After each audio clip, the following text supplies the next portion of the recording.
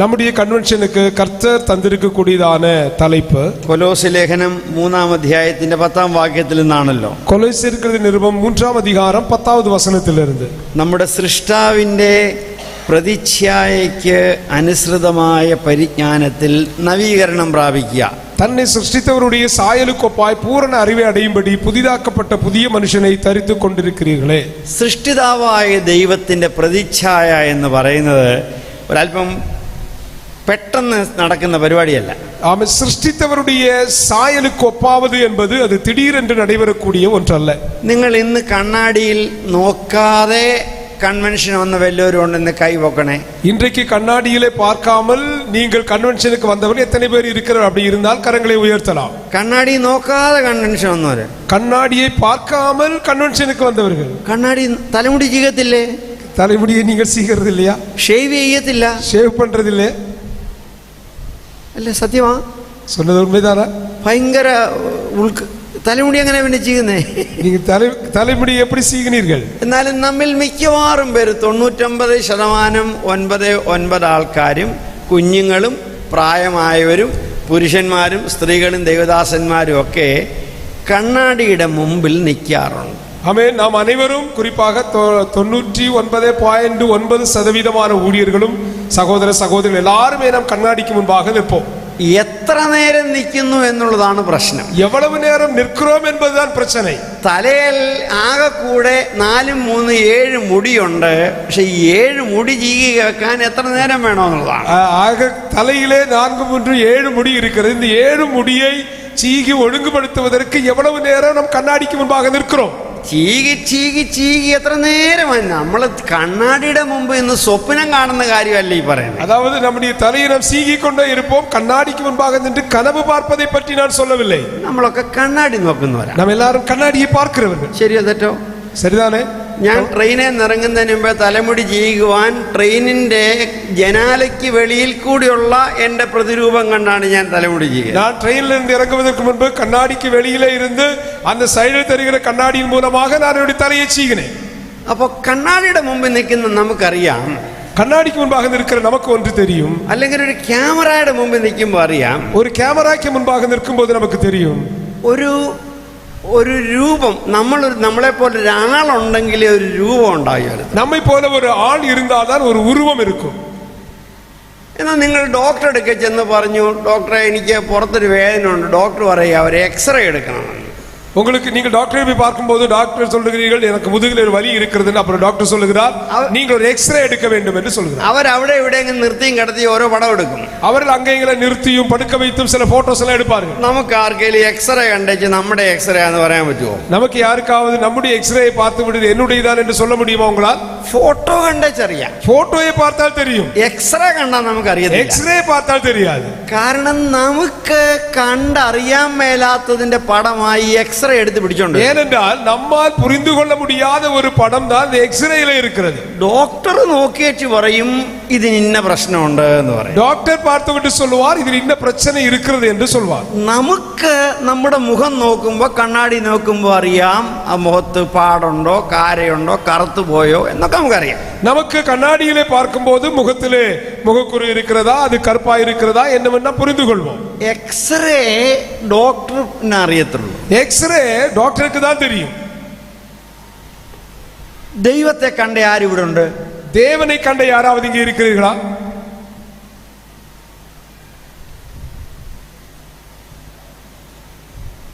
കാരണം നമുക്ക് ദൈവത്തെ കണ്ണുകൊണ്ട് കാണാൻ മേല. ஏனென்றால் தேவனை நம்முடைய கண்களால் பார்க்க முடியாது. നാം വിശ്വാസ കണ്ണുകളാലാണ് കാണുന്നത്. நாம் விசுவாச கண்களால் பார்க்கிறோம். നമ്മൾ ദൈവത്തെ അനുഭവിക്കുന്നുണ്ട്. நாம் தேவனை அனுபவிக்கிறோம். ദൈവത്തിന്റെ ശക്തി അനുഭവിക്കുന്നു. தேவனுடைய வல்லமை அனுபவிக்கிறோம். ദൈവത്തിന്റെ വാക്കും ശബ്ദവും കേൾക്കാറുണ്ട്. தேவனுடைய வார்த்தைகளை சத்தத்தை கேட்கிறோம். നാം ദൈവത്തോട് സംസാരിക്കാറുണ്ട്. நாம் தேவனோடு பேசவும் செய்கிறோம். ദൈവം നമ്മോടും സംസാരിക്കുന്നു. ஆண்டவர் நம்மோடு பேசுகிறார். എന്നാൽ നമ്മുടെ സാധാരണ കണ്ണുകൊണ്ട് നമുക്ക് ദൈവത്തെ കാണാൻ മേല. ஆனால் நம்முடைய சாதாரண கண்களால் தேவனை பார்க்க முடியாது. നമ്മുടെ സാധാരണ കണ്ണുകൊണ്ട് ദൈവത്തെ കാണാൻ മേലാത്തതുകൊണ്ട് ദൈവത്തിനുള്ള ഒരു സ്വഭാവമാണ് അദൃശ്യനായ ദൈവം. நம்முடைய மாம்ச கண்களால் அவரை பார்க்க முடியாதபடியால் அவருடைய சுபாவத்தில் ஒன்றுதான் அவர் கண்களுக்கு வெளிப்படாத தேவன். ദൃശ്യമല്ലാത്ത ഒരു ആളിന്റെ രൂപം എങ്ങനെ ദൃശ്യമാക്കുന്നേ? அவன் வரைபடம் இல்லாத ஒரு நபருடைய உருவத்தை நாம் எப்படி படமாக பார்க்க முடியும்? അദൃശ്യനായ ദൈവത്തിന്റെ ഫോട്ടോകോപ്പിയോ ഫോട്ടോയോ എടുക്കാൻ പറ്റുമോ? அதாவது பார்க்க முடியாதவராகிய பார்த்திராத தேவனுடைய போட்டோவையோ படங்களையோ யாராவது எடுக்க முடியுமா? അപ്പോസ്തലൻ എന്താ നമ്മളോട് ഇവിടെ പറഞ്ഞേക്കുന്നേ? அப்போஸ்தலனாகிய பவுல் இங்கே என்ன சொல்லுகிறார்? സൃഷ്ടിതാവിന്റെ പ്രതിച്ഛായയ്ക്ക് അനുസൃതമായി, சிருஷ்டித்தவருடைய சாயலுக்கு ஒப்பாக നടക്കുന്ന പരിപാടിയാണോ? இதெல்லாம் நடைபெறக்கூடிய ஒன்றா? നടക്കുമോ? நடக்குமா? കാണാൻ മേലാത്ത ദൈവത്തെ എങ്ങനെയാ നമ്മള് ഒരു രൂപമാക്കി കാണിച്ചു കൊടുക്കുന്നേ? காண முடியாத பார்த்திராத தேவனை நாம் எப்படி ஒரு உருவமாக காண்பித்துக் கொடுப்பது? എങ്ങനെ അതിന്റെ പ്രതിഫലനമായി പ്രതിച്ഛായയായി ഒരു കണ്ണാടി പോലെ എങ്ങനെ നമുക്ക് ദൈവത്തെ കാണിച്ചു കൊടുക്കാൻ സാധിക്കും? எப்படி ஒரு சாயலாக ஒரு கண்ணாடியிலே பார்க்கிறது போல காண்பித்துக் கொடுக்க முடியும்? നമ്മളെ കൊണ്ട് പറ്റുമോ? நம்மளால் முடியுமா?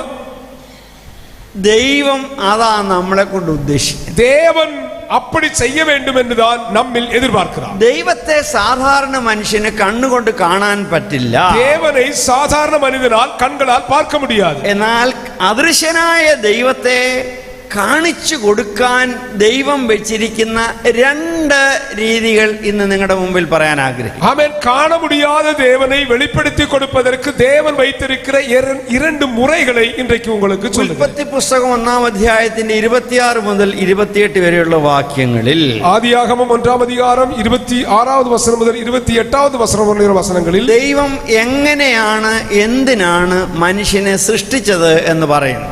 தேவன் மனிதனை எப்படி எதற்காக சிருஷ்டித்தார் என்று சொல்லப்பட்டிருக்கிறது. ആണും പെണ്ണുമായി അവരെ സൃഷ്ടിച്ചു. ஆணும் பெண்ணுமாக அவர்களை சிருஷ்டித்தார். തന്റെ രൂപത്തിലും ഛായയിലും അവരെ സൃഷ്ടിച്ചു. தன்னுடைய ரூபத்தின்படியும் சாயலின்படியும் சிருஷ்டித்தார். തന്റെ സൃഷ്ടിയുടെ മേൽ തനിക്ക് പകരമായി തനിക്ക് വേണ്ടി വാഴുവാൻ ദൈവം അവരെ തന്റെ രൂപത്തിലും സാദൃശ്യത്തിലും സൃഷ്ടിച്ചു. தான் சிருஷ்டித்த சிருஷ்டிகளுக்கு மேல் ஆளுகை செய்யும்படியாக தனக்கு பதிலாக இருக்க அவர்களை சிருஷ்டித்தார். അപ്പൊ അദൃശ്യനായ ദൈവത്തിന്റെ രൂപം എന്താ? அவன் கண்களால் காண முடியாத தேவனுடைய உருவம் என்ன? അദൃശ്യനായ സൃഷ്ടാവിന്റെ രൂപം എന്താണ്? அவன் காண முடியாத தேவனுடைய உருவம் என்ன? ദൈവവചനം സാക്ഷ്യപ്പെടുത്തുന്നു, അദൃശ്യനായ ദൈവത്തിന്റെ ദൃശ്യ രൂപമാണ് സ്ത്രീയും പുരുഷനും അടങ്ങുന്ന മനുഷ്യ സമൂഹം. அவன் ஸ்தோத்திரம், உருவம் இல்லாத தேவனுடைய உருவம்தான் மனுஷனும் பெண் ஆணும் பெண்ணும் சேர்ந்ததான உருவம். എന്തിന് ദൈവം മനുഷ്യനെ സൃഷ്ടിച്ചു? எதற்காக மனிதனை தேவன் சிருஷ்டித்தார்? എന്തിന് ആണും പെണ്ണുമായി സൃഷ്ടിച്ചു? எதற்கு ஆணும் பெண்ணுமாக சிருஷ்டித்தார்? ദൈവത്തെ കാണാൻ മേലാത്ത, സാധാരണ കണ്ണുകൊണ്ട് കാണാൻ മേലാത്ത ദൈവത്തെ കാണിച്ചു കൊടുക്കാൻ, கண்களால் பார்க்க முடியாத தேவனை காண்பித்துக் கொடுப்பதற்காக மனிதனை கர்த்தர் சிருஷ்டித்தார். ഈ ദൈവത്തിന് വേണ്ടി ദൈവത്തിന്റെ സ്ഥാനത്ത് ദൈവത്തിന്റെ പ്രവൃത്തി ചെയ്യാൻ, இந்த தேவனுக்காக தேவனுடைய ஸ்தானத்தில் இருந்து கொண்டு தேவனுடைய கிரியைகளை செய்வதற்காக சிருஷ்டித்தார். ചുരുക്കത്തിൽ ഒരു കണ്ണാടിയിൽ എന്ന പോലെ ദൈവത്തെ ലോകത്തിന് കാണിച്ചു കൊടുക്കാൻ, ஒரு கண்ணாடியிலே பார்ப்பதை போன்று தேவனை உலகத்திற்கு காண்பித்துக் கொடுப்பதற்கு നമുക്ക് പറയാം, ദൈവം നമ്മെ തന്റെ മുഖം കാണിച്ചു കൊടുക്കുന്ന കണ്ണാടികളായി സൃഷ്ടിച്ചു. நமக்கு சொல்ல முடியும், தேவன் அவருடைய முகத்தை காண்பித்துக் கொடுக்கிற கண்ணாடியாக நம்மை சிருஷ்டித்திருக்கிறார். ഒരു കണ്ണാടിയായി നാം പ്രവർത്തിക്കണമെങ്കിൽ, ஒரு കണ്ണാടിயாக நாம் செயல்பட வேண்டுமானால், ഒരു കണ്ണാടിയോട് ചെന്ന് നമുക്ക് പാസ്റ്റർ കിങ്സ്ലി ചെല്ലന്റെ പടവും തരാമെന്ന് ചോദിച്ചാൽ കണ്ണാടി തരുമോ? ஒரு കണ്ണാടിயை பார்த்து കണ്ണാടി இடத்திலே பாஸ்டர் கிங்ஸ்லி செல்லனுடைய படத்தை கொடு என்று கேட்டால் அது கொடுக்குமா? കിങ്സ്ലി ചെല്ലൻ പാസ്റ്ററിന്റെ മുഖം കാണണമെങ്കിൽ കണ്ണാടി കിങ്സ്ലി ചെല്ലൻ പാസ്റ്ററും അന്യോന്യം നോക്കിക്കൊണ്ടിരിക്കണം. அப்படி கண்ணாடியிலே கிங்ஸ்லி செல்லன் பாஸ்டருடைய உருவத்தை பார்க்க வேண்டுமானால் கண்ணாடிக்கு முன்பாக பாஸ்டர் கிங்ஸ்லி செல்லன் அவர்கள் நிற்க வேண்டும்.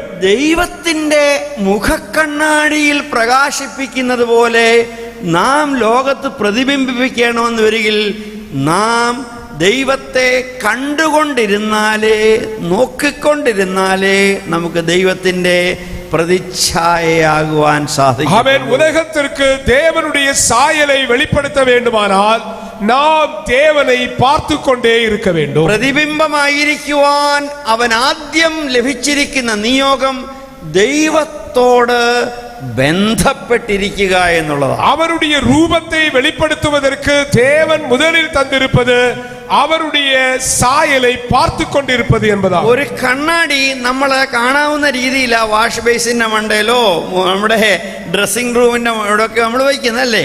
நாம் பார்க்கிற இடத்தில் தான் நம்முடைய கண்ணாடிகளை நாம் வைப்போம்.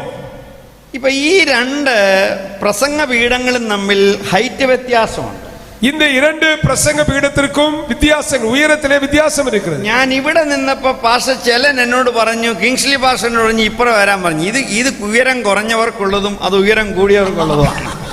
இந்த நான் முதல்ல வந்து இந்த பக்கம் நின்ற உடனே பாஸ்டர் கிங்ஸ்லி செல்லன் அவர்கள் என்னை அந்த பக்கத்தில் நிற்க சொன்னார். ஏனென்றால் அது உயரம் குறைந்தவர்களுக்கும் இது உயரம் கூடினவர்களுக்குமான மேடையாக இருக்கு. അപ്പൊ എനിക്ക് സന്തോഷം തോന്നി. അല്ലെങ്കിൽ അതേ നിന്ന് പ്രസംഗം ചേച്ചി പോകുമ്പോൾ ഈ യാത്ര ചെയ്ത് ക്ഷീണിച്ചൊരിക്കുന്ന എന്റെ തോളിന് വീണ്ടും വേദന ഉണ്ടാകും. எனக்கு அது சந்தோஷமா இருந்தது. ஏனென்றால் உயரமான இடத்திலே பார்த்து பேசுவதென்றால் எனக்கு என்னுடைய பிரயாணத்தில் என்ன ஏற்கனவே ക്ഷീണமா இருக்கிறபடியால் உடம்பு வலி ഉണ്ടാകും. നിങ്ങൾ ആരെങ്കിലും ഷേവ് ചെയ്യാന്ന് ചോദിച്ച് രാവിലെ ഇങ്ങനെ കൂത്ത് നിന്ന് വടിച്ചാൽ നമുക്ക് മുഖം മുറിയത്തേ ഉള്ളൂ, മുഖം കാണാൻ പറ്റുകയില്ല. நீங்கள் கண்ணாடியிலே பார்த்து ஷேவ் பண்ணும்போது காலையில் எழும்பி உங்களை விட உயரமாக இருக்கிற ஒரு கண்ணாடியிலே ஷேவ் பண்ண முயற்சிப்பீர்களே ஆனால் சரி, அதாவது முகத்தினுடைய காயங்கள் உண்டாகும். ഓരോരുത്തരുടെയും ഹൈറ്റ് അനുസരിച്ച് ശരിയായിട്ട് കണ്ണാടി വെക്കണം. அப்படி என்று சொன்னால் ஒவ்வொருடைய உயரத்திற்கும் ஏற்றபடி கண்ணாடியை வைக்க வேண்டும். വാത്സല്യമുള്ളവരെ, அன்புக்குரியவர்களே, നമ്മെ കണ്ണാടി പോലെ ദൈവത്തെ കാണിച്ചു കൊടുക്കാനാ ദൈവം സൃഷ്ടിച്ചേക്കുന്നത്. கண்ணாடியை போல் தேவனை காண்பித்து கொடுக்க கர்த்தர் நம்மை சிருஷ்டித்திருக்கிறார். ദൈവത്തിന്റെ മുമ്പാകെ നിന്നാലേ ഈ കണ്ണാടിക്ക് ദൈവത്തിന്റെ രൂപം കാണിച്ചു കൊടുക്കാൻ സാധിക്കത്തുള്ളൂ. தேவனுக்கு முன்பாக நின்றால் மட்டுமே இந்த கண்ணாடியால் தேவனை வெளிப்படுத்த முடியும், காண்பித்து கொடுக்க முடியும். മുൻപിൽ നിൽക്കുകയും നാം ഒരു വ്യക്തിയാകയാൽ ദൈവത്തോട് സംബന്ധമുണ്ടെന്ന് വരികിൽ മാത്രമേ നമുക്ക് ദൈവത്തെ കാണിച്ചു കൊടുക്കാൻ സാധിക്കത്തുള്ളൂ. முன்பாக நிற்பதோடு மட்டுமல்ல, தேவனோடு நமக்கு உறவு இருந்தால் மட்டுமே தேவனுடைய சாயலை வெளிப்படுத்த முடியும். ദൈവത്തിന്റെ മുഖത്ത് നോക്കി കണ്ണാടിയായി കാണിച്ച് ബന്ധപ്പെട്ടിരുന്നാൽ മാത്രമേ നമുക്ക് ദൈവത്തെ പ്രതിനിധീകരിക്കാനായി സാധിക്കത്തുള്ളൂ. தேவனுடைய முகத்தை பார்த்து அவருடைய உறவிலே நிலைத்திருந்தால் மட்டுமே நாம் தேவனுடைய சாயலை வெளிப்படுத்த முடியும். ഞാൻ ഇംഗ്ലീഷിൽ 3 വാക്കുകൾ നിങ്ങൾക്ക് തരാൻ പോവാണ്. நான் ஆங்கிலத்திலே 3 വാർത്തകളെ உங்களுக்கு തരുகிறேன். സൃഷ്ടിതാവിനെ കണ്ണാടി പോലെ കാണിച്ചു കൊടുക്കുക എന്ന് പറഞ്ഞാൽ, சிருஷ்டிகரை கண்ணாடியை போல காண்பித்து கொடுப்பது என்று சொன்னால், it is to be in a relationship with God. ஆண்டவரோடுள்ள உங்களுடைய உறவு, നമുക്കൊരു ബന്ധം ഉണ്ടായിരിക്കണം, நமக்கொரு உறவு ഉണ്ടായിരിக்க வேண்டும், നമുക്കൊരു റിലേഷൻ ഉണ്ടായിരിക്കണം. அவரோடு நமக்கொரு தொடர்பு இருக்க ആ வேண்டும். റിലേഷൻ ഉണ്ടെങ്കിൽ മാത്രമേ നമുക്ക് ദൈവത്തെ റിഫ്ലക്ട് ചെയ്യാനായിട്ട് സാധിക്കൂ. அப்படி ஒரு உறவு இருந்தால் மட்டுமே நாம் அவருடைய உருவத்தை வெளிப்படுத்த முடியும். ഇംഗ്ലീഷ് അറിയാവുന്നവർ പറഞ്ഞ റിലേഷൻ. ஆமென். ஆங்கிலம் தெரிந்தவர் சொல்லுங்கள் ரிலேஷன். രണ്ടാമത്തെ വാക്ക് റിഫ്ലക്ട്. இரண்டாவது வார்த்தை ரிஃப்ளெக்ட். மூன்றாவது வார்த்தை ദൈവത്തെ പ്രതിനിധീകരിക്കുക, ஆண்டவருடைய பிரதிநிதியாய் வெளிப்படுவது. Represent God. Representative. Reflect God. ஆமென். Reflect God, represent God, represented God. അത് രണ്ടും ചെയ്യണമെങ്കിൽ we must be related to God. ദൈവത്തോടൊരു ബന്ധം இது നമുക്കുണ്ടായിരിക്കും. ரெண்டும் செய்ய வேண்டுமானால் தேவனோடு நமக்கு உறவு இருக்க வேண்டும். ആദാമിന്റെ ജീവിതത്തിൽ പറ്റിയ പാകപ്പഴ എന്ന് പറഞ്ഞാൽ ഈ ബന്ധത്തിന്റെ ആംഗിളിന് പ്രയാസമാണ്. ஆமென். ஆதாமுக்கு உண்டான பிரச்சனை என்னவென்றால் இந்த உறவில் இருந்து அவன் வெளியே வருகிறான். ചില കണ്ണാടികൾ കോട്ടം വന്ന കണ്ണാടികളാണ്. சில கண்ணாடிகள் அது சரியில்லாத அளவிட்டால் அது கோட்டம் வந்ததாக இருக்கும். എന്റെ വീട്ടിൽ ഒരു പ്രത്യേക കണ്ണാടിയുണ്ട്. என்னுடைய வீட்டிலே ஒரு விசேஷமான கண்ணாடி இருக்கிறது. അതൊരു മാന്ത്രിക കണ്ണാടിയാണെന്ന് എനിക്ക് തോന്നുന്നു. அது ஒரு அதாவது மந்திர கண்ணாடியை போன்று இருக்கும். കാരണം ஏனென்றால் ഞായറാഴ്ച രാവിലെ ഞാനും ഭാര്യയും ഒരേപോലെ ഒരേ സമയത്ത് സഭായോഗത്തിന് പോകാനായിട്ട് ഒരുങ്ങുമ്പോൾ, நானும் என்னுடைய மனைவியும் ஞாயிற்றுக்கிழமை ஒரே மாதிரி ஒரே நேரத்தில் சபைக்கு செல்வதற்கு ஆயத்தமாகிற வேளையில், ദൈവകൃപയാൽ എന്റെ ഭാര്യ എന്നെക്കാൾ 3 ഇഞ്ച് ഉയരം കുറഞ്ഞ ആളാണ്. தேவனுடைய கிருபையினால் என்னுடைய மனைவி என்னை விட 3 இன்ச் குறைவானவர்கள் வளர்த்தி. അപ്പൊ ഞങ്ങളുടെ വീട്ടിലെ ഉയരങ്ങളൊക്കെ നിങ്ങൾക്ക് ഇമാജിൻ ചെയ്യാം. இப்ப எங்களுடைய வீட்டினுடைய உயர்வை உங்களால் கற்பனை செய்து பார்க்க முடியும். പുള്ളിക്കാരി കണ്ണാടിയുടെ മുമ്പ് നിൽക്കുമ്പോൾ ഞാൻ കണ്ണാടിയുടെ പുറകെ പോയി നിന്നാലും എനിക്ക് മുടി ചെയ്യാൻ സാധിക്കും. அவர்கள் கண்ணாடிக்கு முன்பாக நின்று பார்க்கும்போது நான் அவர்களுக்கு பின்னாக நின்றாலும் என்னுடைய தலையை சீக முடியும். എനിക്ക് ആ പോസ് ഭയങ്കര ഇഷ്ടമാണ്. எனக்கு அப்படி நிற்பது ரொம்ப பிடிக்கும். ആ ആംഗിൾ വെച്ച് നിൽക്കുമ്പോൾ എനിക്ക് 5 അടി 3 ഇഞ്ച് പൊക്കമുള്ള എന്നെ കണ്ണാടിയിൽ കണ്ടാൽ ഒരു 5 അടി 6 ഇഞ്ച് ഉണ്ടെന്ന് പറയും. 5 അടി 3 ഇഞ്ച് உயரம் உள்ளதான என்னை அந்த கண்ணாடிக்கு முன்பாக நிற்கும் போது 6 അടി 5 ഇഞ്ച് இருக்கிறது போல எனக்கு தோன்றும். പക്ഷെ പുള്ളിക്കാരി സാരി ഉടുത്തോണ്ടിരിക്കുന്ന സമയത്താണ് കൈയും അങ്ങോട്ടൊക്കെ പോകുന്നുണ്ട്. ஆனால் அவர்கள் கை சாரி சேலை உடுத்திக் கொண்டிருக்கும்போது கை அங்கங்க நீட்டுகிற வேளையில் ഞാൻ ആ മാന്ത്രിക കണ്ണാടിയുടെ സൈഡിൽ നിന്ന് തലമുടി ചെയ്യാന്നു. நான் அந்த கண்ணாடியுடைய சைடுல நின்று தலை சீக முயற்சிப்பேன். അന്നേരം എന്റെ മനസ്സ് വരുന്ന ഒരു കല്ലെടുത്ത് തല്ലി പൊടിക്കണമെന്ന്. அந்த நேரத்தில் என்னுடைய மனதிலே தோன்ற ஒரு கல்லை எடுத்து இந்த கண்ணாடியை உடைத்து விட வேண்டும். ഒന്നാമതേ എല്ലാവരും പറയുന്നത് എനിക്ക് ഇച്ചിരി മധ്യപ്രദേശമൊക്കെ ഉണ്ടെന്നാ. ஒன்றாவது எனக்கு கொஞ்சம் வயர் அதிகமா இருக்கிறது என்று பொதுவாய் சொல்வார்கள். ആ ആംഗിൾ നിൽക്കുമ്പോൾ എനിക്ക് ഉയരവുമില്ല, വയറ് ഉയരത്തേക്കാൾ കൂടുതലുള്ളതായിട്ട് കാണും. அந்த ஆங்கிள் நின்று கண்ணாடியை பார்க்கும்போது என்னுடைய உயரம் குறைந்து என்னுடைய வயறு பெரிதாக தோன்றும். അതുകൊണ്ടാണ് ഞാൻ അതിനെ ഒരു വഞ്ചക കണ്ണാടി എന്നോ മാന്ത്രിക കണ്ണാടി എന്നോ പറയും. ஆகையால் இந்த கண்ணாடியை நான் ஒரு வஞ்சனையின் கண்ணாடி என்றும் മാന്ത്രിക കണ്ണാടി എന്നും சொல்லுவேன். അപ്പൊ ചില കണ്ണാടികൾ പ്രതിരൂപം കാണിച്ചാലും കൊള്ളരുതാത്ത കള്ളസാക്ഷ്യമാ പറയുന്നത്. அவன் சில கண்ணாடிகள் அந்த ரூபத்தை வெளிப்படுத்தினாலும் அது பொய்யான சாட்சியாக வெளிப்படுகிறது. ചിലപ്പോ പറയും എനിക്ക് പൊക്കമാണ്, சில நேரத்தில் உயரமாய் காண்பிக்கும், ചിലപ്പോ പറയും വണ്ണമാണ്, சில நேரத்தில் அதிக பருமனாக காண்பிக்கும். ഇതുകൊണ്ടാണ് എനിക്ക് എന്നെ നാട്ടിൽ പോകാനും വലിയ ഇഷ്ടമില്ല. ஆகையினால் என்னுடைய ஊருக்கு போவதற்கும் எனக்கு விருப்பம் இல்லை. എന്ന് കണ്ടാല് അമ്മ പറയും എന്നെ മോനെ നീ അങ്ങ് ക്ഷീണിച്ചു പോയല്ലോടാ. என்றைக்கு பார்த்தாலும் என்னுடைய அம்மா என்னை பார்த்து சொல்வார்கள் மகனே நீ மெலிந்து விட்டாய் என்று. ഡോക്ടർ പറയും സാറേ 15 കിലോ കുറയ്ക്കണം. டாக்டர் சொல்வார் சாரே 15 கிலோ நீங்கள் குறைக்க வேண்டும். അമ്മ കാണുമ്പോ എന്റെ കുഞ്ഞേ നീ അങ്ങ് ക്ഷീണിച്ചു പോയല്ലോടാ. என்னுடைய அம்மா பார்க்கும்போது மகனே நீ மெலிந்து விட்டாய் என்று சொல்வார்கள். അപ്പൊ കാണുന്ന കണ്ണിനും കുഴപ്പമുണ്ട്. அப்படி என்றால் பார்க்கிற கண்களுக்கும் பிரச்சனை இருக்கிறது. നമ്മുടെ കാഴ്ചയുടെ രീതികൾക്ക് കുഴപ്പമുണ്ട്. நம்முடைய பார்க்கிற முறைகளுக்கு பிரச்சனை உண்டு. അതൊക്കെ നാളെ പറഞ്ഞുതരാം. அதனை நாளைக்கு சொல்லுகிறேன். അപ്പൊ കണ്ണാടിക്ക് ചില പ്രശ്നങ്ങളുണ്ട്. அப்படி என்றால் கண்ணாடிக்கு சில பிரச்சனைகள் இருக்கு. കറക്റ്റ് പൊസിഷൻ ആയിരിക്കണം, சரியான இடத்தில் இருக்க வேண்டும், കണ്ണാടിയുടെ മാനുഫാക്ചറിങ് ശരിയായിരിക്കണം, கண்ணாடி உருவாக்குற முறை சரியாக இருக்க வேண்டும். ഈ കണ്ണാടി അങ്ങ് പൊട്ടിപ്പോയതാണല്ലോ. இந்த கண்ணாடி உடைந்து போறதா இருக்குமானால் ഞാൻ സ്കൂളിൽ പഠിച്ചപ്പോ ബോർഡിംഗ് സ്കൂളിലാണ് പഠിച്ചത്. நான் படிக்கும்போது போர்டிங் ஸ்கூல்ல படித்தேன். അപ്പൊ ഞങ്ങൾക്ക് എല്ലാവർക്കും പൊതു കണ്ണാടിയുമുണ്ട്, പ്രൈവറ്റ് കണ്ണാടിയുണ്ട്. எல்லாருக்கும் பொதுவான கண்ணாடியும் உண்டு, தனிப்பட்ட கண்ணாடியும் உண்டு. സ്കൂളിൽ ഓരോ പരിപാടിക്കൊക്കെ ചാടി ഇറങ്ങിയൊക്കെ പോകുമ്പോ ചിലപ്പോ കയ്യിൽ നിന്ന് കണ്ണാടി താഴെ വീണങ്ങ് പൊട്ടും. ஸ்கூல்ல சில ப்ரோக்ராம்களுக்கு ஓடி செல்லும் போது கையில இருந்து கண்ணாடி கீழே விழுந்து உடைந்து விடும். അപ്പൊ നമ്മുടെ കണ്ണാടി ഫ്രെയിമിനകത്തുണ്ടെങ്കിലും നമ്മുടെ ചിലരുടെ സെൽഫോൺ പോലാണ് പല രശ്മികൾ പോലെ പൊട്ടിക്കിടക്കുക. நம்முடைய ஃப்ரேமுக்குள்ளே கண்ணாடி இருந்தாலும் நம்முடைய செல்போனுடைய செல்போனை போல உடைந்து நொறுங்கி இருக்கும். അപ്പൊ അതിനകത്ത് നോക്കിയാലോ அதற்குள்ளே நம்முடைய முகத்தை பார்த்தால் പൊട്ടിയ കണ്ണാടി, அது உடைந்த கண்ணாடி. ചില പൂളുകൾ ഇളകിപ്പോയ കണ്ണാടി, சிலது இളகி போன கண்ணாடி. അവിടെ ഇവിടെ കണ്ണാടി പീസ് ബാക്കി എല്ലാം കാലി കണ്ണാടി. அங்கே இங்கேயும் கண்ணாடியுடைய துண்டு பாக்கி எல்லாம் காலியாயிருக்கிற இடம். എല്ലാം കണ്ണാടിയാ, எல்லாமே கண்ணாடிகள் தான். എല്ലാം മുഖം കാണിക്കുകയും ചെയ്യും, எல்லா முகத்தையும் காண்பிக்கும். ആദാം നമുക്ക് തന്നേക്കുന്ന കണ്ണാടി ഇങ്ങനെ വികലമായ പൊട്ടിയ ഒരു കണ്ണാടി. ஆதாம் நமக்கு தந்திருக்கிற கண்ணாடி இப்படி உடைந்து போனதான கண்ணாடி. മനസ്സിലാകുന്നുണ്ടോ പറയുന്നേ? புரிந்ததா உங்களுக்கு? അപ്പൊ എന്തിനാ നമ്മുടെ കൺവെൻഷന്റെ തീം എന്തുവാ? நம்முடைய கன்வென்ஷனுடைய தலைப்பு என்ன? സൃഷ്ടിതാവിന്റെ പ്രതിച്ഛായയായി പരിജ്ഞാനത്തിൽ നമുക്ക് നവീകരണം ഉണ്ടാകണം അല്ലേ? கிறிஸ்துவுடைய சாயலுக்கு ஒப்பாக நாம் பூரணப்பட வேண்டும் என்பது. ഈ പ്രതിച്ഛായയെ, இந்த சாயலை ഏറ്റവും വ്യക്തമായി കാണിച്ചു തരുന്ന ഒരു കണ്ണാടിയുണ്ട്. மிகவும் நன்றாக காண்பித்து தருகிற ஒரு கண்ணாடி இருக்கிறது. ആ കണ്ണാടി എന്നറിയാമോ? அந்த கண்ணாடி என்னவென்று தெரியுமா? അടുത്തിരിക്കുന്ന ആളാണോ? அருகில் இருக்கிற நபரா? മാതാപിതാക്കളാണോ? நம்முடைய பெற்றோரா? നമ്മൾ അങ്ങനെയല്ലേ സ്കൂളിലൊക്കെ പഠിപ്പിച്ചേക്കുന്നത്? കാണപ്പെടാവുന്നത് കാണാത്ത ദൈവത്തിന്റെ കാണപ്പെടുന്ന രൂപങ്ങൾ ആരാ ഇതാന്നൊക്കെ പറഞ്ഞു തന്നിട്ടില്ലയോ? நம்முடைய ஸ்கூல்ல அப்படிதான் சொல்லுவாங்க, காணப்படாத தேவனுடைய ரூபங்கள் தான் நம்முடைய பெற்றோர் என்று சொல்லி தருவார்களே. സൃഷ്ടിതാവായ ദൈവത്തിൻ്റെ ഒരു കോട്ടവും വാട്ടവും മാലിന്യവും പൊട്ടവും ഇല്ലാത്ത തനി രൂപം. ആ രൂപത്തിന്റെ പേര് കർത്താവാകുന്ന യേശു ക്രിസ്തു. അവൻ தேவனுடைய உருவத்தின் அவன் எந்த ஒரு குறைவும் எந்த ஒரு சுளுக்கமும் இல்லாத ஒரு உருவம் நம்முடைய ஆண்டவராகிய இயேசு கிறிஸ்து. അതാണ് കൊലോസ്യ ലേഖനം 1-ാം അധ്യായം 15-ാം വാക്യത്തിൽ പറയുന്നത്. അതാണ് കൊലോസ്യർ 1-ാം അധികാരം 15-ാം വചനം சொல்லுகிறது. അവിടുന്ന് അദൃശ്യനായ ദൈവത്തിന്റെ പ്രതിരൂപവും സർവ്വസൃഷ്ടിക്കും ആദ്യജാതനുമാണ്.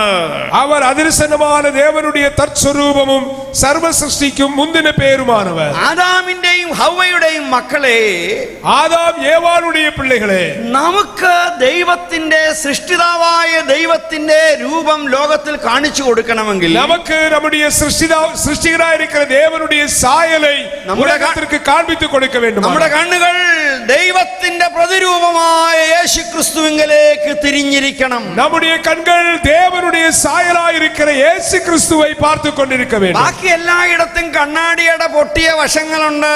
மீதி எல்லா இடங்களிலும் உடைந்த கண்ணாடியுடைய பகுதிகள் இருக்கிறது. ഉടഞ്ഞ കണ്ണാടി, உடைந்த கண்ணாடிகள், കഷണമായ കണ്ണാടി, துண்டாய் போன கண்ணாடி, വികലമായ കണ്ണാടി, அவன் விகாரமான கண்ணாடிகள், കാണാൻ മേലാത്ത ആംഗിളിൽ ഇരിക്കുന്ന കണ്ണാടി, காண முடியாத உயரத்தில் இருக்கிற கண்ணாடிகள். ഇങ്ങനെ മനുഷ്യനുണ്ടാക്കിയ ധാരാളം കണ്ണാടികളുണ്ട്. இப்படி மனிதன் உருவாக்கிற அநேக கண்ணாடிகள் இருக்கிறது. എന്നാൽ ഒരു വാട്ടവും കോട്ടവും മാലിന്യവും കേടും തകരാറുമില്ലാത്ത രീതിയിൽ ദൈവത്തെ കാണിച്ചു തരുന്ന ഒരു മുഖമുണ്ട്. അത് നമ്മുടെ കർത്താവാകുന്ന യേശു ക്രിസ്തുവിന്റെ മുഖമാണ്. അവൻ எந்த ஒரு குறைவும் இல்லாதபடி, எந்த ஒரு பிரச்சனையும் இல்லாதபடி சரியாய் காண்பித்து தருகிற ஒரு கண்ணாடி இருக்கிறது. அது நம்முடைய ஆண்டவராகிய இயேசு கிறிஸ்து. ഞാൻ എന്റെ സ്വന്തം അഭിപ്രായം ഒന്നും പറയല്ല. இது என்னுடைய சொந்த கருத்தை அல்ல நான் இங்கே சொல்லிக் கொண்டிருப்பது. കൊലോസ്യ ലേഖനത്തിൽ നമ്മൾ അങ്ങനെ വായിച്ചല്ലോ. கொலோசியருக்கு நிருபத்தில் நாம் அப்படி வாசித்தோமே. നമുക്കിനി കൊരിന്ത്യർക്ക് എഴുതിയ 2-ാമത്തെ ലേഖനം ഒന്നെടുക്കാം. நாம் இனி கொரிந்தியருக்கு 2-ாம் நிருபத்தை எடுத்துக்கொள்வோம். അതിന്റെ 6-ാം വാക്യത്തിലേക്കൊന്ന് വിളിച്ചേ. அதனுடைய 6-ാം அதிகாரத்திற்கு நேராக, ഇരുളിൽ നിന്നും വെളിച്ചം പ്രകാശിക്കട്ടെ എന്ന് അരുളി ചെയ്യുന്ന ദൈവം തന്നെയാണ് ക്രിസ്തുവിന്റെ മുഖത്ത് ശോഭിക്കുന്ന ദൈവതേജസ്സിന്റെ പരിജ്ഞാനം ഉദ്ദീപിപ്പിക്കേണ്ടതിന് ഞങ്ങളുടെ ഹൃദയങ്ങളിൽ പ്രകാശിച്ചിരിക്കുന്നത്. இருளிலிருந்து வெளிச்சத்தை பிரகாசிக்க சொன்ன தேவன் இயேசு கிறிஸ்துவின் முகத்தில் உள்ள தமது மகிமையின் அறிவாகிய ஒளியை தோன்ற பண்ணும் பொருட்டாக எங்கள் இருதயங்களிலே பிரகாசித்தார். ദൈവത്തെ നാം എവിടെ കാണുന്നു? தேவனை நாம் எங்கே பார்க்கிறோம்? സുവിശേഷം നമ്മളെ ദൈവം കാണിച്ചു തരുന്ന ദൈവം എവിടെയാണ് നാം കാണുന്നത്? சுவிசேஷங்கள் வெளிப்படுத்துகிற தேவனை நாம் எங்கே பார்க்கிறோம்? യേശു ക്രിസ്തുവിന്റെ മുഖത്താണത്. இயேசு கிறிஸ்துவின் முகத்தில் பார்க்கிறோம். അവന്റെ മുഖമാണ് ദൈവ തേജസ്സിന്റെ പ്രകാശനം. அவருடைய முகம்தான் தேவ மகிமையின் பிரகாசமாயிருக்கிறது. അതിന്റെ പരിജ്ഞാനമാണ് ദൈവം നമുക്ക് തരുന്നത്. அதனுடைய அறிவைத்தான் தேவன் நமக்கு தருகிறார். യേശു ക്രിസ്തു അദൃശ്യനായ ദൈവത്തിന്റെ പ്രതിരൂപമാണ്. இயேசு கிறிஸ்து காண முடியாத தேவனுடைய தற்ஸ்வரூபமாயிருக்கிறார். രണ്ട് കണ്ണാടി നമ്മൾ കണ്ടു. 2 കണ്ണാടിയെ பார்த்து விட்டோம். ഒന്ന് ആദാമിന്റെ കണ്ണാടി, ஒன்று ஆதாமுடைய கண்ணாடி, 2 കർത്താവാകുന്ന യേശു ക്രിസ്തു ആകുന്ന കണ്ണാടി. 2 கர்த்தாவாகிய இயேசு கிறிஸ்துவுடைய கண்ணாடி. നമ്മളൊരു കണ്ണാടി ആയിരിക്കണമെങ്കിൽ நாம் ஒரு கண்ணாடியாக இருக்க வேண்டும். റിലേഷൻഷിപ്പ് ഉണ്ടായിരിക്കണം. ஆமென். நமக்கு உறவு இருக்க வேண்டும். ബന്ധമുണ്ട്, റിലേഷൻഷിപ്പ് ഉണ്ടായിരിക്കണം. ஆமென். நமக்கு உறவு இருக்கிற ரிலேஷன்ஷிப் உண்டாக வேண்டும். നമ്മൾ അതിനെ റിഫ്ലക്ട് ചെയ്യണം. நாம் அதை வெளிப்படுத்த வேண்டும். എന്ന് വരുന്നാൽ മാത്രമേ നമുക്ക് റെപ്രസെന്റ് ചെയ്യാനായിട്ട് സാധിക്കൂ. அப்படி இருந்தால் மட்டுமே நம்மால் ரெப்ரசன்ட் செய்ய முடியும். ഈ ദൈവത്തെ റെപ്രസെന്റ് ചെയ്യാനായിട്ട് എത്ര ശ്രമങ്ങളാ മനുഷ്യരുടെ നടക്കുന്നത്? தேவனை வெளிப்படுத்துவதற்கு எவ்வளவு முயற்சிகளை எடுக்கிறோம்? അതേക്കുറിച്ചെല്ലാം ഇപ്പൊ പറയാൻ സമയം എനിക്ക് വളരെ കുറവാണ്. அவைகளெல்லாம் சொல்வதற்கு இப்பொழுது நேரம் குறைவாயிருக்கிறது. ഞാൻ 2 തെറ്റായ രീതികൾ പറഞ്ഞു തരാനായിട്ട് പോവുകയാണ്. தவறான 2 முறைகளை உங்களுக்கு நான் சொல்லி தர விரும்புகிறேன். 2 തെറ്റായ രീതികൾ, 2 தவறான முறைகள். ഒന്ന്, ദൈവത്തെ നമ്മള് ദൈവത്തോട് ബന്ധമില്ലാതെ ദൈവത്തെ റെപ്രസെന്റ് ചെയ്യുന്ന പരിപാടി. അവൻ தேவனோடு உறவில்லாமல் தேவனுக்கு பதிலாக நாம் செயல்படுவது. നിങ്ങൾക്കൊക്കെ അറിയാവുന്ന ഒരു വേദഭാഗമുണ്ട്. உங்களுக்கு எல்லாருக்கும் தெரிந்த ஒரு வேத பகுதியை சொல்லுங்க. യെശയ്യാ പ്രവചനം 1-ാം അധ്യായം. യെശയ്യാ தீர்க்கதரிசன புத்தகம் 1-ാം அதிகாரம். ഞാൻ രക്ഷിക്കപ്പെടുന്നതിന് മുമ്പേ കാണാ പഠിച്ച ഒരു വാക്യമാണിത്. நான் രക്ഷിക്കപ്പെടുவதற்கு முன்பாகவே நான் அதை பார்க்காமல் படித்தேன். ആകാശമേ കേൾക്കുക, ഭൂമിയെ ചെവി തരിക. വാനങ്ങളെ കേളുங்கள், ഭൂമിയെ ചെവികൊട്. ഞാനോ മക്കളെ പോറ്റി വളർത്തി, എന്റെ ജനമോ എന്നെ അറിയുന്നില്ല. நான் பிள்ளைகளை வளர்த்து ஆதரித்தேன், அவர்களோ எனக்கு விரோதமாய் கலகம் கலகம் பண்ணினார்கள். കാളതന്റെ ഉടയവനെയും കഴുതന്റെ യജമാനത്തിയുടെ പുൽത്തൊട്ടിയെയും അറിയുന്നു, എന്റെ ജനമോ എന്നെ അറിയുന്നില്ല. மாடுதன் எஜமானனையும் கழுதையின் ஆண்டவரின் முன்னணையும் அறியும் இஸ்ரவேலோ அறிவில்லாமலும் என் ஜனம் உணர்வில்லாமலும் இருக்கிறார். ആരെ കുറിച്ചാ ഇത് പറയുന്നത്? இது யாரை பற்றி சொல்லுகிறார்? പരിച്ഛേദനയേറ്റ യഹൂദൻ, அவன் விருத்த சேதனம் எடுத்தப்பட்டவர், ശബത്താചരിക്കുന്ന യഹൂദൻ, அவர் ஓய்வு நாளை ஆசரிக்கிற யூதன், മഹാപാപ പരിഹാര ദിവസം ആചരിക്കുന്ന യഹൂദൻ, பாவ பரிகார நாளை ஆசரிக்கிறது പെസഹ ആചരിക്കുന്ന യഹൂദൻ, பஸ்கா ஆசரிக்கிறதான யூதன், പെന്തിക്കൊസ്തി ആചരിക്കുന്ന യഹൂദൻ, பெந்தேகோஸ்தே பண்டிகை ஆசரிக்கிற யூதன், അവനെ കൂടാര പെരുന്നാൾ ആചരിക്കുന്ന യഹൂദൻ, அவன் கூடார பண்டிகை ஆசரிக்கிறதான யூதன், മാത്രമല്ല എല്ലാ മാസവും പ്രത്യേക ഉത്സവങ്ങൾ ആചരിക്കുന്ന യഹൂദൻ, மட்டுமல்ல எல்லா மாதங்களிலும் விசேஷமான பண்டிகைகளை ஆசரிக்கிற யூதன், യെരൂശലേം ദേവാലയത്തിൽ വരുന്ന യാഗങ്ങൾ കഴിക്കുവാൻ പുരോഹിതന്മാർ തികയാതിരുന്ന ഒരു കാലം. அவன் எருசலேம் தேவாலயத்தில் பலி செலுத்துவதற்கு அவன் ஆசாரியர்கள் போதாதிருந்த ஒரு காலம். യെശയ്യാ പ്രവാചകൻ എഴുതുന്ന സമയത്ത് 8-ാം നൂറ്റാണ്ടിൽ ഇസ്രയേലിന് സാമ്പത്തിക അഭിവൃദ്ധി ഉണ്ടായിരുന്ന ഒരു കാലമായിരുന്നു. ஏசாயா எழுதுகிற 8ஆம் நூற்றாண்டிலே அவர்கள் பொருளாதாரத்தில் மிகவும் வளர்ந்த நிலையில் இருந்தார்கள். വലിയ സാമ്പത്തിക വളർച്ച, அவர்களுக்கு பெரிய பொருளாதார வளர்ச்சி இருந்தது. സാമ്പത്തിക വളർച്ച വരുമ്പോൾ ധാരാളം യാഗങ്ങൾ വർദ്ധിക്കും, ഉത്സവങ്ങളും വെടിക്കെട്ടും ഒക്കെ വർദ്ധിക്കും. அப்படி பொருளாதாரத்தில் வளரும் போது அநேக பண்டிகைகளும் பலி செலுத்துதல்களும் அதிகமாகும். ഇതിങ്ങനെ വർദ്ധിച്ചപ്പോൾ ആ പ്രവാചകൻ പറയുന്നത്, இது இப்படி பெருகிற பொழுதுதான் சொல்லுகிறார், കാളതന്റെ ഉടയവനെയും കഴുത തന്റെ യജമാനത്തിയുടെ പുൽത്തൊട്ടിയെയും അറിയുന്നു, എന്റെ ജനത്തിന് എന്നെ അറിയത്തില്ല. காளை தன் எஜமானனையும் கழுதை தன் உடையவனையும் அறிகிறது, என் ஜனமோ என்னை அறியவில்லை என்று. ഞാൻ 5-ാം ക്ലാസ് വരെ പഠിച്ചപ്പോ നാട്ടിലെ ഗ്രാമത്തിലുള്ള സ്കൂളിലാണ് പഠിച്ചത്. நான் 5 வரையிலும் ஊர்ல உள்ள கிராமத்தில் உள்ள ஸ்கூல்ல தான் படித்தேன். ഞങ്ങളുടെ നാട്ടിൽ അധികം ബസ്സൊന്നുമില്ല. எங்களுடைய ஊர்ல பஸ் ஒன்றும் அன்றைக்கு அதிகம் 2-3 ബസ്സുണ്ട്. 2-3 பஸ் தான் உண்டு. അപ്പൊ മനുഷ്യര് സമയം അറിയുന്നത് PTS വന്നോ സെന്റ് ജോസഫ് പോയോ എന്നൊക്കെ പറഞ്ഞുകൊണ്ട്. அன்றைக்கு இருந்தவர்கள் நேரத்தை புரிந்து கொள்வது இந்த பஸ்ஸுடைய பெயர் PTS சென்ட் ஜார்ஜ் பஸ் போயிச்சா என்று கேட்டுதான் அறிவார்கள். ഒരു സെന്റ് ജോർജ് ഒരു കാലത്തുണ്ടായിരുന്നു കേട്ടോ. ഒരു സെന്റ് തോമസും ഒക്കെ ഇടയ്ക്കിടയ്ക്ക് വന്നും പോയി. ஒரு சென்ட் തോമസും ഇടയിലെ വന്നു പോകും. അപ്പൊ ഈ വണ്ടി ലേറ്റ് ആണേലും വന്നോ പോയോ എന്നുള്ളതാണ് സൂര്യൻ ഉദിച്ചോ ഇല്ലയോ എന്നുള്ളത് ഞങ്ങളുടെ നാട്ടുകാരെ അറിയുന്നത്. அதாவது சூரியன் உதித்ததா இல்லையா என்பதை இந்த வண்டியை வைத்துதான் கண்டுபிடிப்பார்கள். എന്റെ അപ്പച്ചൻ നാട്ടിലെ പ്രൈമറി സ്കൂളിലെ ഹെഡ് മാസ്റ്റർ ആയാൽ ഇടയ്ക്കിടയ്ക്ക് ഈ ഓരോ ആവശ്യങ്ങൾക്ക് സർക്കാർ ഓഫീസിൽ പോകണം. என்னுடைய தகப்பனார் அவர் கவர்மெண்ட் ஸ்கூல்ல இருந்த வேலை செய்தபடியால் அவர் அடிக்கடி கவர்மெண்ட் காரியங்களுக்காக அவர் போவார். അദ്ദേഹം ആഫീസിൽ പോകുമ്പോൾ ഞങ്ങൾ 6 മക്കൾക്കും കുശാലായ ദിവസമാണ്. அவர் ஆபீஸுக்கு போகிற அந்த நாள் எங்களுடைய 6 பிள்ளைகளுக்கும் ரொம்ப சந்தோஷமான நாள். ഞങ്ങൾ പുല്ല് പറിക്കാൻ മറന്നു പോകും, ആടിന് ചപ്പ് വെട്ടാൻ മറന്നു പോകും, ഞങ്ങൾ കളിച്ച് രസിച്ച് കളിച്ച് നടക്കും. எங்களுடைய அப்பா இல்லாத அன்றைக்கு நாங்கள் மாட்டுக்கு புல்லு வெட்டுவதில்லை, வேலை செய்வதில்லை, நாங்கள் ரொம்ப சந்தோஷமாக இருப்போம். അപ്പോൾ വണ്ടി വന്ന് നിൽക്കുന്നത് പോലും ഞങ്ങൾ പലപ്പോഴും ഈ ബഹളത്തിനിടെ അറിയത്തില്ല. அப்படி வண்டியில அவர் வந்து நிற்பதை கூட இந்த சந்தோஷத்திலே நாங்கள் அதை அறியாமல் விட்டு விடுவோம். അടുക്കള കിടന്ന അമ്മ പറഞ്ഞാ വല്ലവരും കേൾക്കുവോ പിള്ളേര്? அங்கே கிச்சன்ல இருக்கக்கூடிய அம்மா சொன்ன பிள்ளைகளை யாராவது கேட்பார்களா? അപ്പോ പശു അമറുന്നത് ചിലപ്പോൾ ഞങ്ങൾ ശ്രദ്ധിക്കാറുണ്ട്. மாடு அழுவதை நாங்கள் கவனிப்போம்.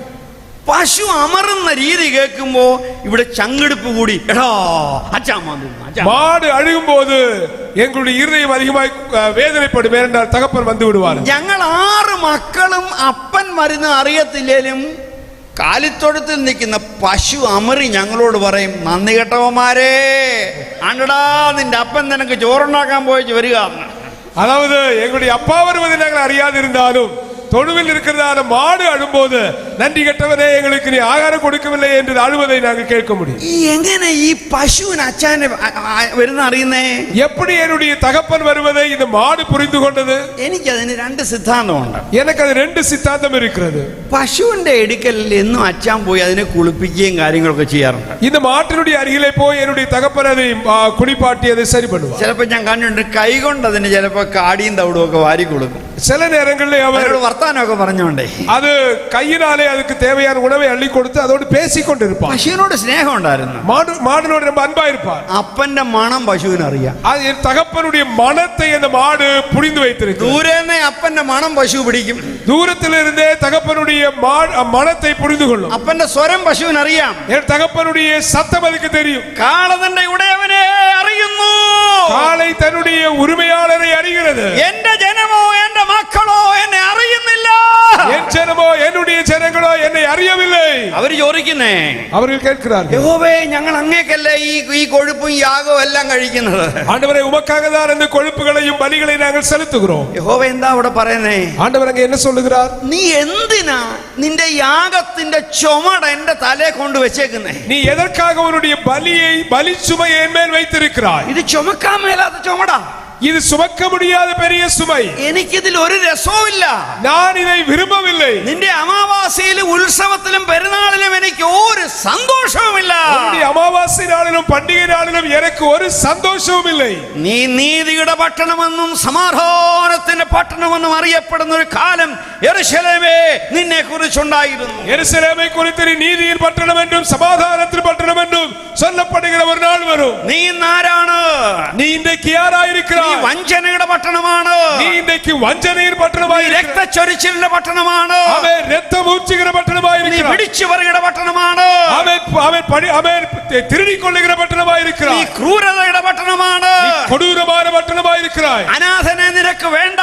உனக்கு அனாதைகள் தேவையில்லை. വിധവയെ നീ കരുതുന്നില്ല. நீ விதவைகளை கவனிப்பதில்லை. നീ കൈക്കൂലി മേടിച്ചിട്ട് നീതിയെ മറച്ചു நீ കളയുകയാണ്. கைவிட்டு வாங்கி நீதியை மறுதலிக்கிறாய். ഈ കൊള്ളരുതായ്മ ചെയ്തിട്ട് ഉത്സവത്തിന് പടക്കം പൊട്ടിച്ചാൽ നീ വിചാരിക്കുമോ ഞാൻ അങ്ങ് പേടിച്ച് നിന്റെ അടുക്കൽ വരുമെന്ന്? இப்படிப்பட்ட தேவையில்லாதவைகளை செய்துவிட்டு பண்டிகையிலே வெடி போட்டால் நான் சந்தோஷப்படுவேன் என்று நினைக்கிறாயா? കാളതന്റെ ഉടയവനെ അറിയുന്നു. காளை தன்னுடையவரை அறிகிறது. ഇസ്രയേൽ തന്റെ വീണ്ടെടുപ്പുകാരനെ അറിയുന്നില്ല. ஆமென். இஸ்ரவேல் தன்னுடைய மீட்பரை அறியவில்லை. വാത്സല്യ സഹോദരങ്ങളെ, அன்புக்குரிய சகோதரர்களே, ഇവിടെയാണ് ഒരു കാര്യം മനസ്സിലാക്കുന്നത്. இங்கே ஒன்றை புரிந்து கொண்டேன். ദൈവത്തോട് ബന്ധമുണ്ടെങ്കിൽ, தேவனோடு உறவு இருக்குமானால், ആ രൂപം നമ്മൾ റിഫ്ലക്ട് ചെയ്യുന്നുണ്ടെങ്കിൽ, அந்த உருவத்தை நாம் பிரதிபலிப்போமேயானால், അതിനെ റെപ്രസെന്റ് ചെയ്യാൻ ആഗ്രഹിച്ചാൽ, அதற்கு பிரதிநிதியாக நிற்க முடிந்தால், ആ സത്തയിൽ ഒരു പാർട്ടിസിപ്പേഷൻ നമുക്കുണ്ടാകും. அந்த சத்தத்திலே நமக்கு ஒரு உறவு, அது நெருக்கம் உண்டாகும், பங்குണ്ടാകും. കഴിഞ്ഞ ഒരു 3 മാസം മുമ്പ് ഞാൻ ഇന്ത്യയിൽ ഒരു പ്രമുഖമായ കോളേജിൽ പോയി. പേര് പറയത്തില്ല. கடந்த 3 மாதத்துக்கு முன்பு இந்தியாவிலே மிகவும் பிரபல்யமான ஒரு காலேஜுக்கு நான் சென்றேன்.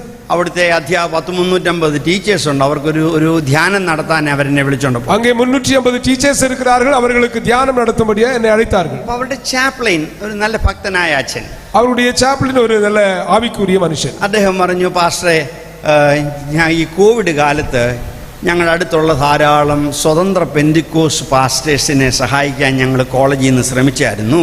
நாங்கள் அந்த கோவிட் நாட்களிலே அருகிலுள்ளதான இண்டிபெண்டன்ட் பாஸ்டர்ஸை உதவி செய்வதற்கு நாங்கள் முயற்சித்தோம். അപ്പോൾ ഞങ്ങൾ അവരെ ഓരോ സാധനങ്ങളൊക്കെ ഉണ്ട്. കാരണം സഭായോഗമില്ല, സ്തോത്ര കാഴ്ചയില്ല. കോവിഡിന്റെ കാലത്ത് പട്ടിണി കിടക്കാതിരിക്കാൻ അവർക്ക് ഓരോ ഉപജീവന മാർഗം കണ്ടെത്താൻ ഇവരെ സഹായിച്ചു. அந்த கோவிட் நாட்களிலே ஆராதனை இல்லை. அவர்களுக்கு தேவையான உணவுகள் கூட நெருக்கடி இருந்தபடியால் அவர்களுக்கு தேவையான சிலவற்றை கொடுக்க முயற்சித்தோம். അദ്ദേഹം എന്നോട് പറഞ്ഞു, നിങ്ങളുടെ ഒരു പാസ്റ്റർ ഉണ്ടാക്കുന്ന ഒരു എണ്ണയുണ്ട്. உங்களுடைய பாச உருவாக்குகிற ஒரு எண்ணெய் இருக்கிறது. ആ എണ്ണ തേച്ചാൽ മുടി കൊഴിച്ചിൽ നിൽക്കും. அந்த எண்ணெயை தேய்த்தால் முடி உதிர்வது நின்றுவிடும். എന്നിട്ട് പറയാ, എന്റെ മുടി കണ്ടോ? என்னுடைய முடியை பாருங்கள். അപ്പൊ ഞാൻ നോക്കിയപ്പോ എനിക്ക് ഇങ്ങനെ എണ്ണ എളുപ്പത്തിൽ പുള്ളിയുടെ തലയിലെ മുടിയൊക്കെ.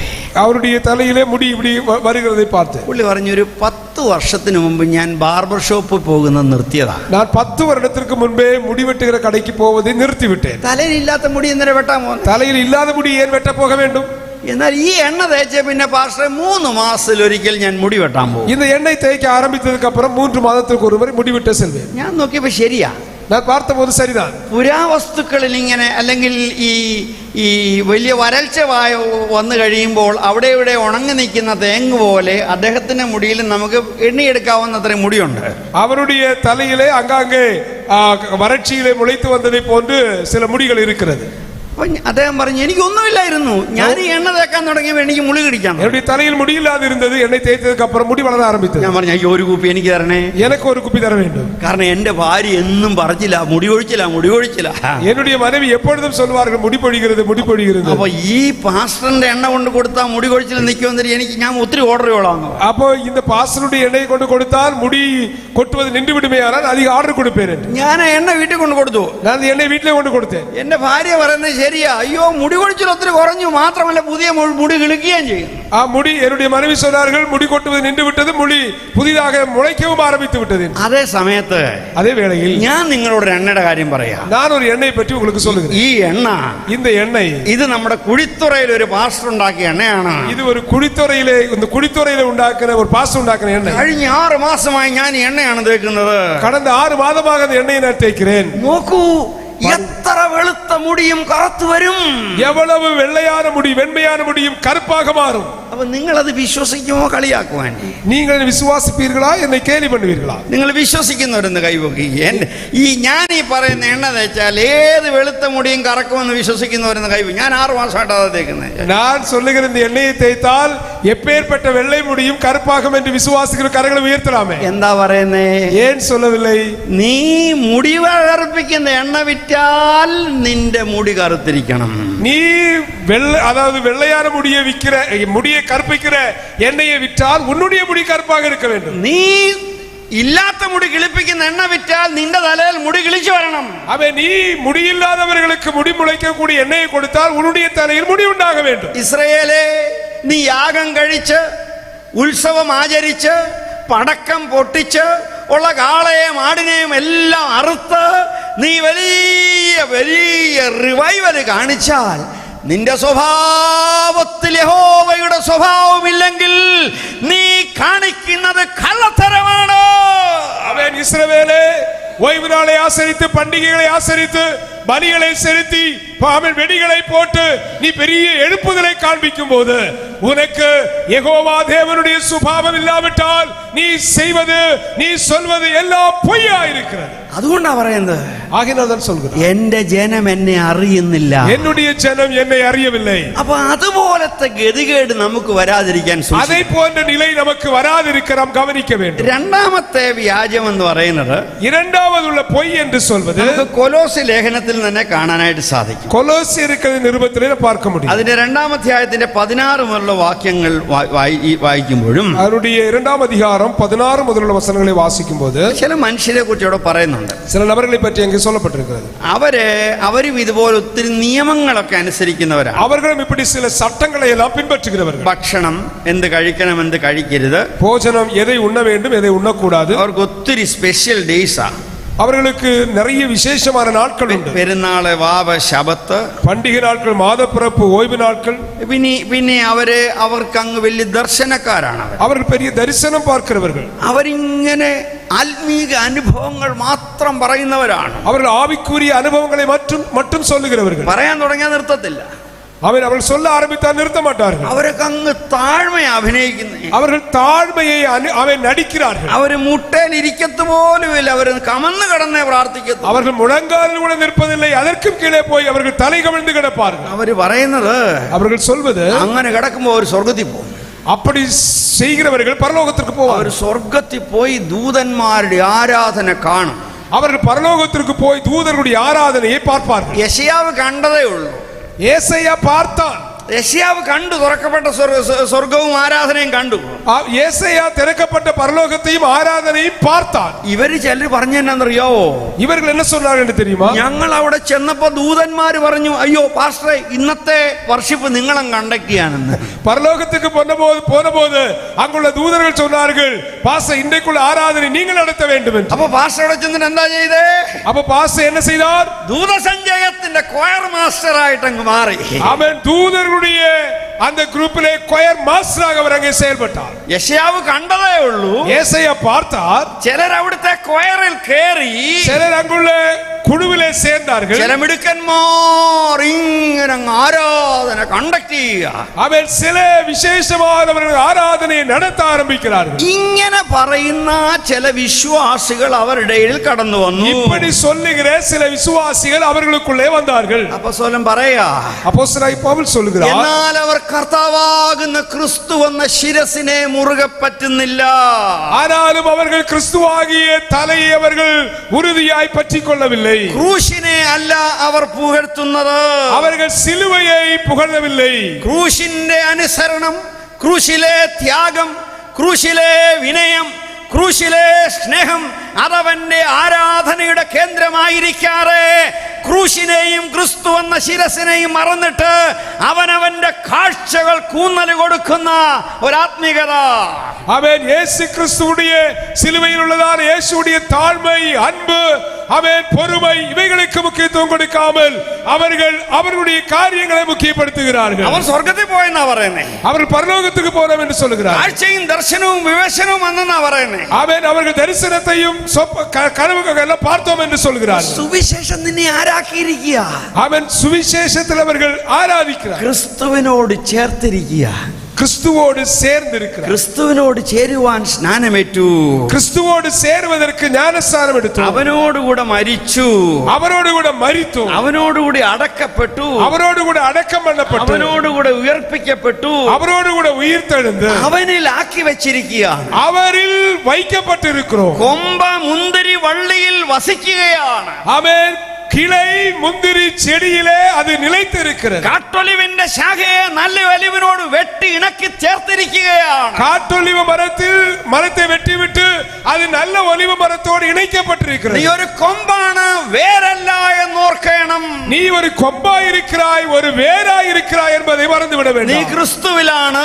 നീ ക്രിസ്തുവുക്കുள் இருக்கிறாய். ക്രിസ്തുവിൽ മറഞ്ഞിരിക്കുകയാണ്. നീ ക്രിസ്തുവിൽ മറഞ്ഞിരിக்கிறாய். ക്രിസ്തുവിനോട് സംയോജിക്കപ്പെട്ടിരിക്കുകയാണ്. നീ ക്രിസ്തുവോട് சேர்க்கப்பட்டிருக்கிறாய். അതാ ക്രൂശിന്റെയും പുനരുത്ഥാനത്തിന്റെയും പങ്കാളിത്തം ലഭിച്ചതിനാലാണ്. அதுதான் சிலுவையும் உயிர்த்தெழுதலுடைய பங்காளியாய் மாறி இருக்கிறாய். ഇത് മറന്നിട്ട്, இதை மறந்துவிட்டு അനുഭവം, ஆமென், அனுபவங்கள், ആരാധന, ஆராதனை, പ്രശംസ, ஆமென், பெருமை, അവരുടെ ഉപവാസം, அவருடைய உபவாசம், ഇതൊന്നും ക്രിസ്തുവിനോട് ബന്ധപ്പെടാതെ, இதெல்லாம் இயேசுவோடு நெருங்காமல் ക്രിസ്തുവിൽ ഉള്ളതല്ലാത്തതായ ചില ആത്മീയതകൾ, கிறிஸ்துவில் இல்லாத சில ஆவிக்குரிய காரியங்கள் என்று சொல்லுகிறார். പൗലോസ് അപ്പോസ്തലൻ പറയാ, பவுல் அப்போஸ்தலர் சொல்லுகிறார், ഇതൊന്നും ജഡത്തിന്റെ സ്വഭാവത്തെയും ലോകത്തെയും നിയന്ത്രിക്കുവാൻ പ്രയോജനമുള്ളതല്ല എന്ന്. இது ஒன்றும் உலகத்தையும் மாமிசத்தையும் கட்டுப்படுத்த போதுமானதல்ல.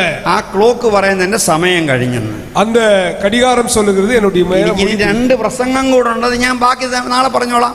இனி 2 பிரசங்கம் இருக்கிறதுனால மீதி நாளைக்கு சொல்லுகிறேன். വാത്സല്യമുള്ളവരെ, அன்புக்குரியவர்களே, സൃഷ്ടിതാവിനെ എങ്ങനെയാണ് നമ്മൾ അവന്റെ പ്രതിച്ഛായയായിട്ടിരിക്കുന്നത്? നമ്മை സൃഷ്ടിத்தவருடைய சாயலை நாம் எப்படி பிரதிபலிப்பது? ആദാമിന് കൊടുത്ത പദവി അതായിരുന്നു.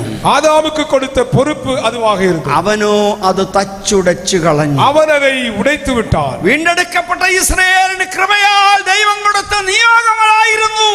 அவன் மீட்கப்பட்டதான இஸ்ரவேல் ஜனம் தேவன் கொடுத்ததானே அது தேவன் ஏற்படுத்தினதா இருந்தது. ദൈവത്തിന്റെ രാജകീയ പുരോഹിത വർഗമാക്കി, സ്വന്തം ജനമാക്കി, വിശുദ്ധ വംശമാക്കി, അവന്റെ ആദ്യജാതനാക്കി മാറ്റിയത് ദൈവത്തെ കാണിച്ചു കൊടുക്കുവാനായിട്ടായിരുന്നു. ஆமென். இஸ்ரவேலை தேவன் தெரிந்து கொண்டது, அவர்களை சொந்த ஜனமாக രാജരീക ആസാരിയ കൂട്ടമായി தெரிந்து കൊണ്ടത് ദേവനെ വെളിപ്പെടുത്തുവதற்காக. ആദാമോ തന്നിഷ്ടപ്രകാരം ദൈവത്തിൽ നിന്നുള്ള ബന്ധത്തിൽ നിന്നും അകന്നുപോയി. ആദാം തன்னுடைய വിരുപ്പത്തിൻപടി ദേവനെ വിട്ടു ദൂരമായി പോനാൻ. ഇസ്രായേലോ ആരാധന കഴിച്ചപ്പോൾ ആരാധ്യനുമായി ബന്ധമില്ലാതെ അവനിൽ പങ്കെടുക്കാതെ ജീവിതം വൈരുദ്ധ്യമുള്ളതാക്കി തീർത്തു. இஸ்ரவேல் ஜனம் தேவனை ஆராதித்தார்களானால் ஆராதிக்கிறவரோடு தொடர்பில்லாமல் அவர்கள் வேறு விதமாய் வாழ்ந்தார்கள். ഇവിടെയാണ് കർത്താവാകുന്ന യേശു ക്രിസ്തുവിന്റെ ശ്രേഷ്ഠതയെ നമ്മൾ കാണുന്നത്. இங்கேதான் இயேசு கிறிஸ்துவுடைய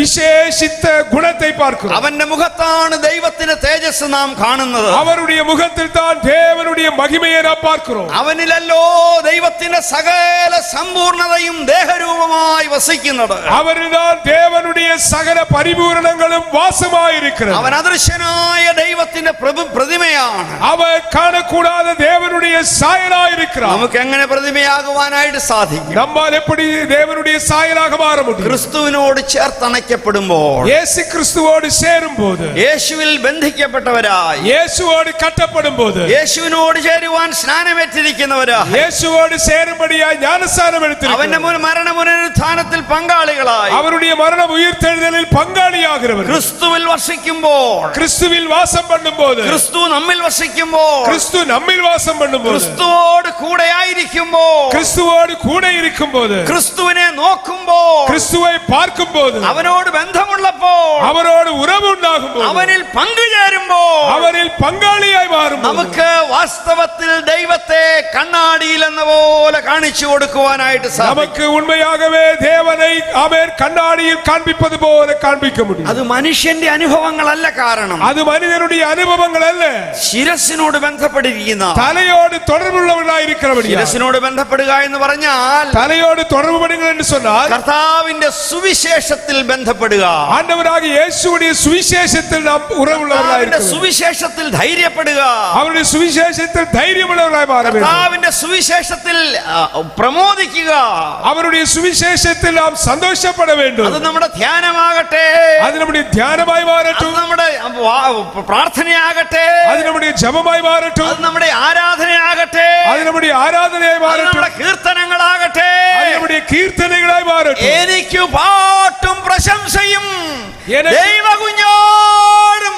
അവന്റെ കുരിശും മാത്രം.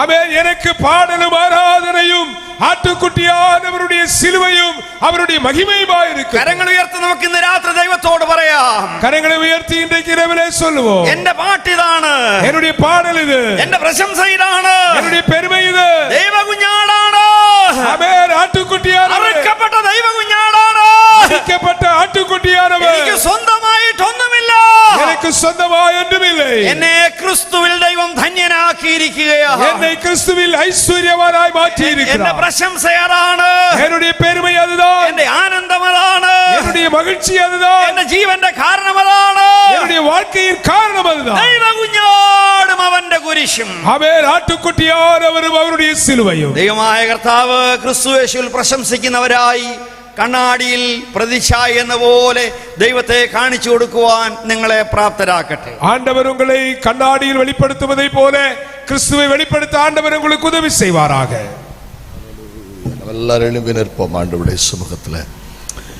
ராத்திரி வேளையிலே நாம் கேட்ட வசனத்தின்படியாக அவருடைய சாயலுக்கு பாய் மாறுகிற ஒரு தேவ பிரசன்னம் நம்மத்தில் வியாபரித்துக் கொண்டிருக்கிறது.